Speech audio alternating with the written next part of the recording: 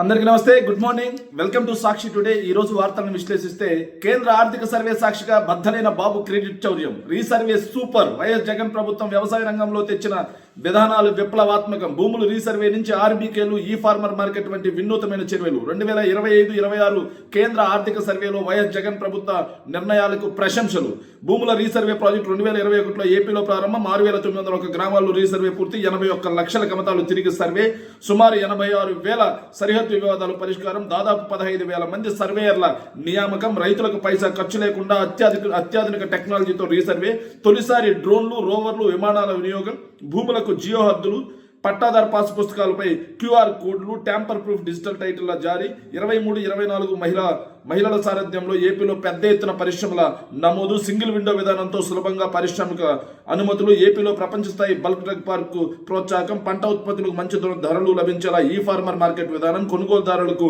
రైతులను పరిచయం చేసిన వైఎస్ జగన్ సర్కారు.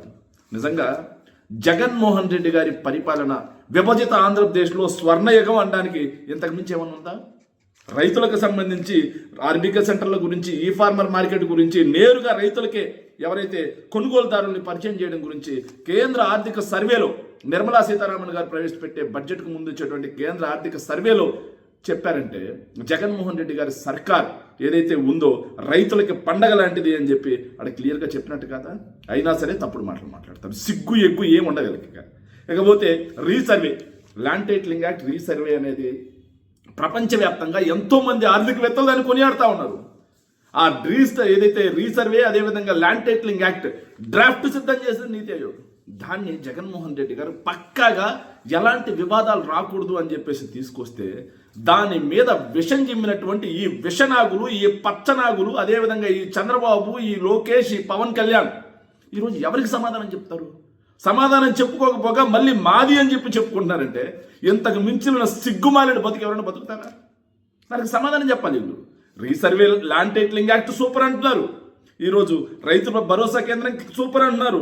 అదేవిధంగా మొత్తం ల్యాండ్ టైటిలింగ్ యాక్ట్ విధానంలో జగన్మోహన్ రెడ్డి గారు తీసుకొచ్చినటువంటి ఏదైతే 15,000 మంది సర్వేయర్ల నియామకం గురించి, డ్రోన్లు, రోవర్లు, విమానాల వినియోగం, జియో హద్దులు, పట్టాదారు పాస్ పుస్తకాలపై QR code, tamper proof digital title, ఇవన్నీ కూడా అద్భుతం అని చెప్పేసి కేంద్ర ప్రభుత్వం ఈరోజు కొనియాడుతూ ఉంటే, ఈరోజు చంద్రబాబు నాయుడు తలకాయ ఎక్కడ పెట్టుకుంటాడు, పవన్ కళ్యాణ్ తలకాయ ఎక్కడ పెట్టుకుంటాడు, లోకేష్ తలకాయ ఎక్కడ పెట్టుకుంటాడు, కేంద్ర మంత్రిగా పనిచేస్తున్నటువంటి పెమ్మసాని చంద్రశేఖర్ తలకాయ ఈరోజు ఎక్కడ పెట్టుకోవాలి అని ప్రశ్నిస్తూ ఉన్నాం మేము. అన్యాయంగా ఇరికించిన మద్యం అక్రమ కేసులో చెవిరెడ్డికి బెయిల్, శ్రీధర్ రెడ్డి, వెంకటేష్ నాయుడికి కూడా హైకోర్టు బెయిల్ మంజూరు, సాక్ష్యాలను తారుమారు చేస్తారన్న ఆరోపణలు, ఆధారాలు లేవు, వీరి పాత్రపై దర్యాప్తు దాదాపుగా పూర్తి, ట్రయల్కి ముందు సుదీర్ఘకాలం జైల్లో ఉంచడానికి వీల్లేదు, ఇలా ఉంచడం రాజ్యాంగ విరుద్ధం, వ్యక్తిగత స్వేచ్ఛను హరించడమే. ఇదే కేసులో కొందరు సహనిందితులు ఇప్పటికే బెయిల్ పొందారు, అందువల్ల ఈ ముగ్గురి బెయిల్ విషయంలో వివక్ష చూపలేం. ఈ కేసులో పలు అంశాలను ట్రయల్లో తేల్చాలి, సమీప కాలంలో ట్రయల్ పూర్తయ్యే పరిస్థితి లేదు, అందువల్ల ఈ ముగ్గురికి బెయిల్ మంజూరు చేస్తున్నామని స్పష్టీకరణ. సో లేని మద్యం స్కామ్ను సృష్టించి ఎక్కడా కూడా మద్యం ఏరులై పారిన పరిస్థితి లేదు, మద్యం సిండికేట్ అయినటువంటి పరిస్థితి లేదు, ఎంఆర్పి కంటే అధిక ధరలకు అమ్మిన పరిస్థితి లేదు, బెల్ట్ షాపులు లేవు, ఏమీ లేవు. ఇదే విధంగా మద్యం కుంభకోణం అంటే ఏంది? ప్రైవేట్ వ్యక్తులకు మద్యం షాపులు కట్టబెట్టి, వాళ్ళకి మార్జిన్స్ పెంచి, వాళ్ళకి అధిక ధరలకు అమ్ముకునేలా అవకాశాలు ఇచ్చి, వాళ్ళకి ఎంఆర్పీలు పెంచి, ఇవన్నీ చేస్తే మద్యం కుంభకోణం. అది ఈరోజు జరుగుతూ ఉంది. కానీ ఏది లేకుండా గవర్నమెంటే మద్యం అమ్మేలా తీసుకొచ్చి, ఒక నిర్ణీతమైన సమయం పెట్టి, అదేవిధంగా నిర్ణీతమైన ధర పెట్టి, ప్రభుత్వమే మద్యం సరఫరా చేసి, ప్రభుత్వ ఖజానాకే డబ్బులు వెళితే, ఎక్కడ కూడా డబ్బులు పక్కకెళ్ళిన పరిస్థితి లేకపోతే, చెవిరెడ్డి గారిని ఎంత దుర్మార్గం ఇది. చెవిరెడ్డి గారు నిన్న ప్రెస్ మీట్ చూస్తే చాలా బాధ అనిపించింది. ఎందుకంటే విద్యార్థి నాయకుడిగా మొదలై చెవిరెడ్డి అనే వ్యక్తి, సో 3 తరాల వైఎస్ కుటుంబంతో నడిచి పోరాటాల ద్వారా రాజకీయాల్లోకి వచ్చినటువంటి వ్యక్తిని చంద్రగిరి ప్రాంతంలో పుట్టాడు అని చెప్పేసి ఎప్పుడు అధికారంలో ఉన్న లాస్ట్ 70కి పైగా కేసులు పెట్టారంట. ఎంత దుర్మార్గం చంద్రబాబు. చెవిరెడ్డి అనే ఒక వ్యక్తి పోరాటాల ద్వారా వచ్చిన వ్యక్తి, నీలాగా పైరవీల ద్వారా, వెన్నుపోటు ద్వారా వచ్చినటువంటి వ్యక్తి కాదు ఆయన. ఆయన్ని పట్టుకొని నువ్వు 70 కేసులు లాస్ట్ టైం ఇరికిచ్చావు, ఇప్పుడు 200 రోజులకు పైగా, ఎన్ని రోజులు ఉంచావు? దాదాపుగా 230 రోజులకు పైగా జైల్లో ఉంచావు. అయినా సరే నీ తృప్తి తీరలా. ఆయన కోర్టులు ఇక్కడికి ఒప్పుకోక ఆయనకి బెయిల్ మంజూరు చేసి బయటకు వచ్చింది. కానీ చెవిరెడ్డి గారు చేసే పోరాటం ఎలా ఉంటుందో తెలుసా చంద్రబాబు? 2019 ఎన్నికల్లో చూసావు, ఇక 2024 ఎన్నికల్లో నీ పతనం నీ పార్టీ పతనం అయ్యేంత వరకు చెవిరెడ్డి గారు ఆగరు. ఆయన నువ్వు ఆపలేవు కూడా ఖచ్చితంగా. ఎందుకంటే దెబ్బతిన్న పూలు ఎలా ఉంటుందో చెవిరెడ్డి అలా ఉంటాడు. చూస్తూ ఉండండి మీరు. బట్టలిప్పి ఫోన్ చేయి. వీడియో కాల్లో కూటమి ఎమ్మెల్యే శ్రీధర్ బ్లాక్మెయిల్, లేదంటే చచ్చిపోతానంటూ మహిళకు పదే పదే బెదిరింపులు, వేధింపులు, అర్ధరాత్రి సమయంలో వాట్సాప్లో అసభ్యకర మెసేజ్లు, అరవ ఆగడాలపై మరికొన్ని వీడియోలు వెలుగులోకి. నిజంగా ఇతను ఎమ్మెల్యేనా లేకపోతే మజ్నూన్ అనేది అర్థం కావట్లా.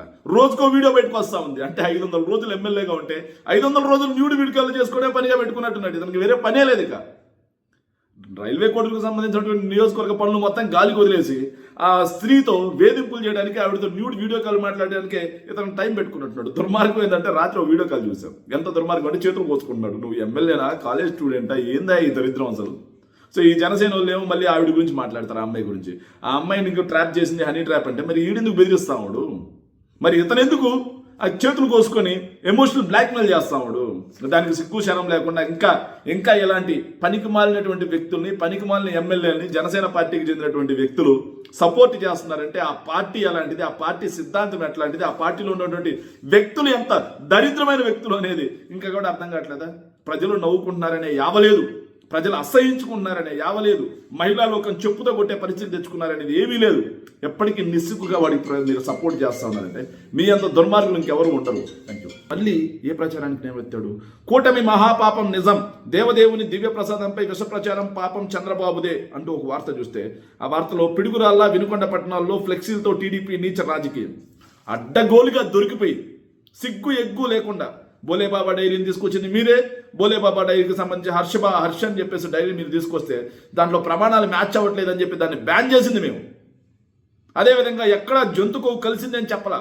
ఒకవేళ రసాయనాలు అని మీరు మాట్లాడుతున్నా అది మీ ప్రభుత్వ హయాంలో ట్యాంకర్ వచ్చినటువంటి పరిస్థితి, మీరు దాన్ని తీసుకొచ్చుకున్నటువంటి పరిస్థితి, మేము ఎక్కడ తీసుకురాలా? అలా సిట్టు అంత అద్భుతంగా సిబిఐ ఆధ్వర్యంలో సిబిఐ అంత అద్భుతంగా రిపోర్ట్ ఇస్తే మొత్తం అన్ని వేళ్ళు మీ వైపు చూపిస్తూ ఉంటే నిర్ధారణ మీ వైపు, మా వైపు అపోహకి నిర్ధారణకి ఎంత తేడా ఉంది? అంత దుర్మార్గంగా మీరు దొరికిపోతే వెంకటేశ్వర స్వామిని రాజకీయాలకు వాడుకొని, వెంకటేశ్వర స్వామి ఆశీస్సులతో మాకు నిండుగా ఉన్నాయి కాబట్టి మేము ఏ పాపం చేయలేదు కాబట్టి, వెంకటేశ్వర స్వామి ఆశీస్సులు ఉన్నాయి కాబట్టి వైఎస్ఆర్ కాంగ్రెస్ పార్టీ పాపం చేయలేదు అని చెప్పి సిబిఐ చెప్పింది. మరి వెంకటేశ్వర స్వామి లడ్డూకి కలంకం అంటించినటువంటి మీరు క్షమాపణ చెప్పాల్సింది పోయి ఎదురుదాడి చేస్తూ ఉన్నారంటే, ఎదురుదాడి చేపిస్తూ ఉన్నామంటే చంద్రబాబు నిజంగా నీకు ఇంకా దేవుడు అంటే కానీ ఏం భయం భక్తి ఏమి లేవా? ఇంత దిగజారిపోవాలా రాజకీయాల కోసం? సో వెంకటేశ్వర స్వామి ఆగ్రహం గురైనప్పుడు వైతరిణి నది దాటేటప్పుడు తెలుస్తుంది నీ పాపాలన్నీ చంద్రబాబు.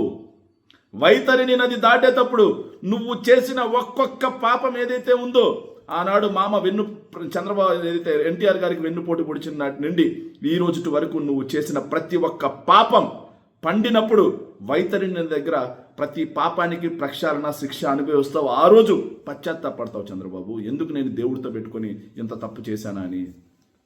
విశాఖ భూములు కొల్లగొట్టేస్తున్నారు. అభివృద్ధి పోరుతో అయిన వారికి దోచిపెడుతున్న చంద్రబాబు సర్కార్ విలువైన భూములు ఎకరం 99 పైసలకే ఊరు పేరు లేని కంపెనీలకు దారాదత్తం. లోకేష్ తోడలుడి గీతం వర్షిటికే వేల కోట్ల భూపంజరం. ప్రభుత్వ తీరును వ్యతిరేకిస్తున్న విశ్రాంత ఐఏఎస్లు, మేధావులు, విశాఖ వాసులు.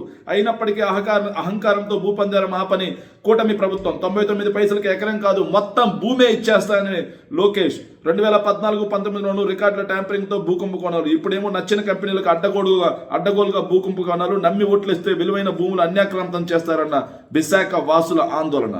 ఈఎస్ శర్మ గారు కానీ, హెచ్ఎస్ నరసింహరావు గారు కానీ, ఇలా విశాఖలో ఎంతోమంది, విశాఖ అనేది మేధావులకి ఒక అడ్డ లాంటిది. ఆంధ్ర యూనివర్సిటీ అనేది ఎంతోమంది మేధావుల్ని మన ఆంధ్ర రాష్ట్రానికి అందించినటువంటి గడ్డ. విశాఖ అనేది ఆంధ్ర రాష్ట్రానికి ఒక తలమాలికమైనటువంటి ఒక నగరం. ఆ నగరాన్ని అభివృద్ధి అనే దానికి ఆమె దూరం చేసే ఆ నగరంలో దోచుకోవడమే పరమావధిగా ఈ కూటమి ప్రభుత్వం నడుస్తుంది అనడానికి ఉదాహరణ 99 పైసలకే ఊరు పేరు లేని ఉర్సా అనే కంపెనీకి భూములు ఇవ్వటం, 99 పైసలకే రహేజా అనే కంపెనీకి భూములు ఇవ్వడం, ఏఎన్ఎస్ఆర్ రియల్ ఎస్టేట్ అనే దానికి ఇవ్వటం, అదేవిధంగా కపిల్ చిట్ ఫండ్స్, సత్వ వీటన్నిటికీ భూములు ఇవ్వటం. ఇవి కాకుండా అత్యంత దుర్మార్గం ఏంటంటే లోకేష్ తోడలుడైనటువంటి ఎంపీ శ్రీభరత్ గీతం కాలేజీకి 54.75 ఎకరాలు ఆక్రమించుకొని ఉంటే దాన్ని రెగ్యులరైజ్ చేసి కబ్జా చేసిన వాడికి ప్రభుత్వమే స్టాంపు సర్టిఫికెట్ గుద్దిస్తుందంటే ఇంతకు మించిన దిక్కుమాలిన ప్రభుత్వం ఇంకోటి ఉందా? ఇంతకు మించిన దిగదారుడు ప్రభుత్వం ఇంకోటి ఉందా? సో కబ్జా చేసిన వాళ్ళకి రెగ్యులరైజ్ చేసి ప్రభుత్వం ఇస్తూ మా ఇష్టం అని మాట్లాడుతున్నారంటే మీకు ఓట్లేసింది ఎందుకా చంద్రబాబు? సిగ్గు ఎగ్గు లేకుండా వదిలేసారా పూర్తిగా?